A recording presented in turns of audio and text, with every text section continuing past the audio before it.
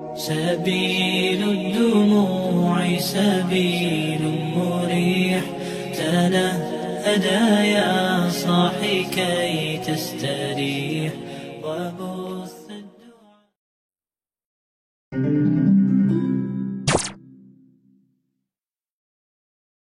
Bismillahirrahmanirrahim. Assalamualaikum warahmatullahi wabarakatuh. Jamaah Gerak Ngaji Halimatus Sa'diyah yang dirahmati oleh Allah Subhanahu wa Ta'ala. Marilah kita lanjutkan kajian Burdah Imam Al-Busiri. Pada video kali ini, Al-Busiri untuk kedua kalinya mengungkapkan penyebab utama dari seluruh fenomena yang terjadi pada jiwanya sehingga membuat matanya berderai sehingga bercampur dengan air mata. Penyebab utama itu tidak lain adalah rasa cinta yang bergelora pada jiwanya. Yaqulul Busiri, laulal hawa lam turik dam'an ala talalin wala ariqta li dzikril bani wal alami. Laulal hawa lam turik dam'an ala talalin. Seandainya bukan karena rasa cinta, air matamu tak akan mengalir hanya karena mengingat puing, bangunan, mengenang tentang kekasih. Wala ariqta li dzikril bani wal alami. Seandainya bukan karena rasa cinta, kamu tidak akan sulit untuk tidur hanya karena mengingat, mengenang pohon ban dan gunung yang ada di sekitar rumah kekasih. Marilah kita kaji bait indah milik Al-Busiri ini. Laulal hawa, kalimat laula idza dakhalat 'alal jumlatil ismiyah fa innaha tadullu 'ala imtina'i syai'in liwujudi ghairihi.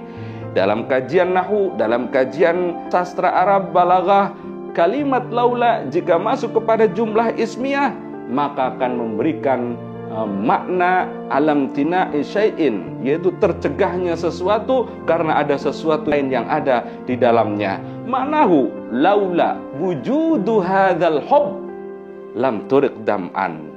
Seandainya bukan karena adanya rasa cinta yang bergelora di jiwanya Al-Busiri, lam turik dam'an, maka mata ini tidak akan berderai.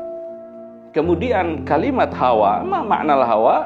Al-hawa huwa al-hubbu awil syauqu awil ashaq, yaitu rasa cinta, rasa rindu yang tertanam di dalam jiwa. Kemudian kalimat turik, turik yani minal iraqah wa huwa as-sakabu was-sabbu, artinya adalah mengalir atau berderai. Kemudian kita artikan kalimat ad-dama. Ad-dama yani ma'ruf wa huwal ma al-munhamir minal ain 'indal hazan 'indal hub 'indal syauq awil farah, yaitu air yang menetes dari mata ketika kondisi jiwa dalam keadaan sedih, dalam keadaan berduka, dalam keadaan cinta, bahkan dalam keadaan bahagia, maka mata bisa mengeluarkan air. Kemudian kalimat talal. Mana talal? Yani minal atlal wa hiya al-baqaya atharil mahbub, yaitu sisa-sisa atau tempat-tempat al-bariza 'alal ard, tempat-tempat yang nampak di atas bumi seperti bangunan, seperti tempat rekreasi, di mana tempat tersebut memiliki kenangan, memiliki nostalgia yang indah bersama sang kekasih. Kemudian arti kalimat ban. Al-banu yani nau'un minasyajar alladzi lahu raihatun thayyibah. Makna ban di sini adalah jenis pepohonan yang memiliki aroma yang sangat wangi. Kemudian kalimat al-alam. Al-alam yani ismun min asma'il jibal fil Madinah, yaitu nama lain dari gunung yang ada di kota Madinah. Jadi bait ini bisa kita simpulkan maknahu laula wujudu hadzal hubb al-muhaiminu al-musaitiru ala qalbika wa fuadika wa ruhik lam taro atharo hadzal hubb. Seandainya bukan karena adanya rasa cinta yang mengendalikan, yang menguasai hatimu, jiwamu, maka kamu tidak akan bisa melihat atharul hadzal hubb, yakni efek atau pengaruh dari rasa cinta tersebut. Indama tara ainuka atharul mahbub, indama tara ainuka atlaral mahbub, ketika matamu melihat bangunan, puing-puing, atau pohon ban, atau gunung-gunung, di mana tempat-tempat ini penuh nostalgia, penuh kenangan bersama sang kekasihnya itu. Tentang atlal dalam kajian sastra Arab ini sangat banyak sekali kita dapatkan kasus-kasus seperti ini dalam syair-syair Arab. Seperti tentang ungkapan Qais bin Mulawah, penyair besar atau yang kita kenal dengan Majnunul Laila. Itu seorang penyair yang tergila-gila cintanya kepada seorang gadis, anak kepala suku yaitu Laila. Ketika Qais melewati distrik perkampungan rumah Laila, kemudian dia menciumi dinding rumah Laila. Ini semua adalah fenomena tentang atlal. Yaqulu Qais, amurru ala diyari Laila, uqabbilu dal jidara wa dal jidara, wa ma hubbud diyari syaghafna qalbi, walakin hubbu man sakana diyara. Saya melewati rumah, yaitu rumahnya Laila. Kemudian saya menciumi dinding sudut sebelah sini, saya menciumi dinding sudut sebelah sini. Wa ma hubbud diyari syaghafna qalbi, yang membuat hati saya cinta bukan dinding rumah itu, walakin al-hubbu man sakana diyara, tetapi yang membuat hati saya rasa cinta adalah orang yang tinggal di dalam rumah tersebut. Ini kisah tentang atlal yang sangat masyhur sekali, seperti dikisahkan oleh Al-Busiri ketika mata Al-Busiri melihat puing-puing bangunan di sekitar rumah kekasih, kemudian melihat pohon ban yang memiliki aroma yang sangat wangi, kemudian melihat pegunungan yang ada di sekitar Madinah. Ini menggerakkan hati Al-Busiri, jiwa Al-Busiri mengenang kepada kekasihnya, yaitu Nabi kita Muhammad sallallahu alaihi wasallam. Al-Imam As-Subuki radhiyallahu an kana ala ghayati syauqi wal hubbi li ru'yati Imam Nawawi.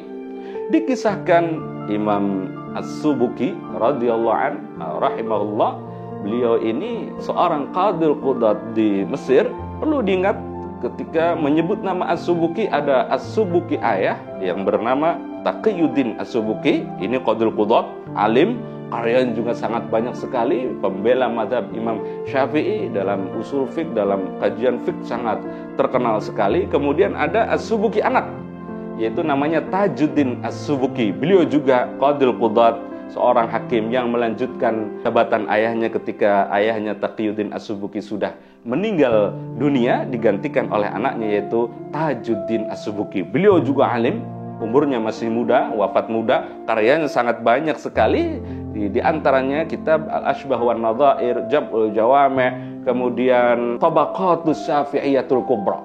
Dalam kitab Tabaqatus Syafi'iyah Al-Kubra ini, Tajuddin As-Subuki menjelaskan tentang biografi Imam Nawawi di Damaskus yang langsung dari sumber utamanya, yaitu ayahnya sendiri Syekh Taqiyuddin As-Subuki. Karena memang Taqiyuddin As-Subuki muridnya Syekh Nawawi Ad-Dimashqi, di mana Syekh Nawawi ini nama aslinya adalah Yahya bin Syaraf An-Nawawi, memiliki gelar kinaya Abi Zakaria, Waliullah Abi Zakaria, juga memiliki gelar Muhyiddin, orang yang menghidupkan agama. Jadi nama lengkapnya Muhyiddin Waliullah Abi Zakaria Yahya bin Syaraf An-Nawawi. Kenapa disebut An-Nawawi? Karena beliau lahir di distrik Nawa, di kampung Nawa, yaitu sebelah selatan dari kota Damaskus. Masa kecilnya beliau belajar di kampung Nawa kepada beberapa guru. Ada kisah menyebutkan Syekh Nawawi ini begitu cinta kepada ilmu pengetahuan, selalu menghafal Al-Quran, di mana teman-teman sebayanya mengajak Syekh Nawawi untuk bermain, ya seumuran anak-anak. Tapi Syekh Nawawi menolaknya sehingga terjadi keributan. Akhirnya fenomena ini dilihat oleh gurunya bahwa anak kecil yang bernama Yahya bin Syaraf An-Nawawi ini luar biasa, bakal menjadi orang hebat di kemudian hari karena begitu cintanya kepada ilmu pengetahuan. Akhirnya Yahya bin Syaraf An-Nawawi melanjutkan pendidikannya dari kampung Nawa ke Damaskus, yaitu di sebuah lembaga pendidikan yang sangat terkenal namanya Darul Hadis Al-Ashrafiyah. karena didirikan oleh Raja Ashraf. Lembaga pendidikan atau pesantren Darul Hadis Al-Ashrafiyah ini terkenal banyak sekali melahirkan tokoh-tokoh di bidang hadis, termasuk ketika Syekh Nawawi menjadi mudir, menjadi rektor di lembaga pendidikan Darul Hadis ini. Syekh Nawawi banyak memproduksi karya-karyanya terkait dengan hadis, termasuk syarah Sahih Muslim, kitab Riyadhus Shalihin, kemudian kitab Al-Arba'in An-Nawawiyah. Itu semua bertemakan ciri khas dari ulama-ulama yang ada di Darul Hadis Al-Ashrafiyah, yaitu bertemakan tentang hadis-hadis Rasulullah Sallallahu Alaihi Wasallam. Suatu ketika Syekh Nawawi berkunjung ke Mesir. Syekh Taqiyuddin As-Subuki mendengar informasi ini karena gurunya akan berkunjung ke Mesir, maka beliau mencari Syekh Nawawi, namun tidak ketemu. Dan beliau mendengar informasi bahwa Syekh Nawawi sudah kembali ke Damaskus. Akhirnya sebagai santri, sebagai murid, karena rasa rindunya ingin berjumpa dengan guru, maka beliau menyusul ke Damaskus. Namun di tengah jalan, sebelum Syekh Taqiyuddin As-Subuki sampai di Darul Hadis Damaskus, Syekh Nawawi meninggal dunia.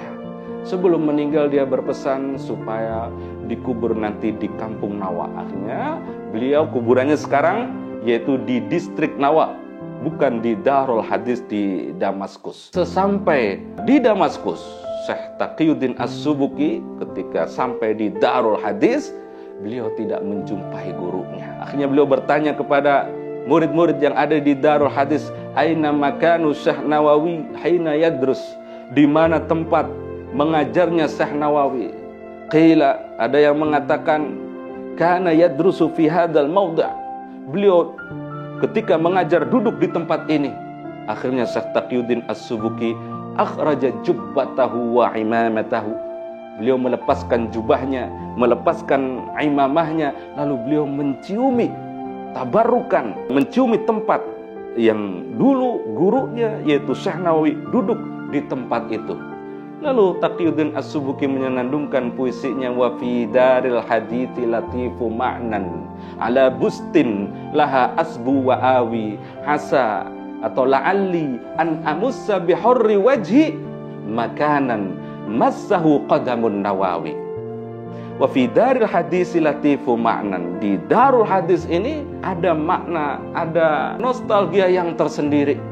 Ala bustin laha, di mana di karpet, di permadani, di sudut-sudut Darul Hadis ini asbu wa awi, saya berlindung, saya belajar, saya mengaji, saya beribadah, saya sholat di permadani sudut-sudut Darul Hadis ini. Lali an amussa bihurri waji, semoga saya bisa an amussa bihurri waji, bisa mencium dengan seluruh wajah saya makanan massahu qadamun Nawawi, yaitu tempat di mana Imam Nawawi duduk mengajar di tempat tersebut. Ini semua adalah tentang atlal, tentang kisah bagaimana rasa rindunya seorang murid Imam Taqiyuddin As-Subuki yang ingin berjumpa dengan gurunya Syekh Nawawi, namun keburu wafat.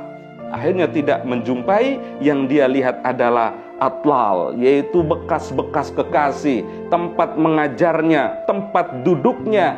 Akhirnya Taqiyuddin As-Subuki menciumi tempat-tempat tersebut karena mengenang nostalgia masa lalu, di mana tempat itu membuat dirinya haja hubbuh, cintanya semakin bergelora, wa taharraka fuaduh, dan jiwanya bergerak untuk mengenang, mengingat masa-masa indah ketika mesantren di Darul Hadis, belajar bersama kepada gurunya, yaitu kekasih tercintanya Syekh Yahya bin Syaraf An-Nawawi. Itu semua adalah kisah tentang atlal yang tersimpan dalam bait puisi Al-Busiri, laulal hawa lam turik dam'an ala talalin wala ariktali dikril bahani wal alami. Semua fenomena yang terjadi, atlal ini penyebab utamanya adalah al-hawa, yaitu rasa cinta kepada seorang kekasih tercintanya. Terima kasih.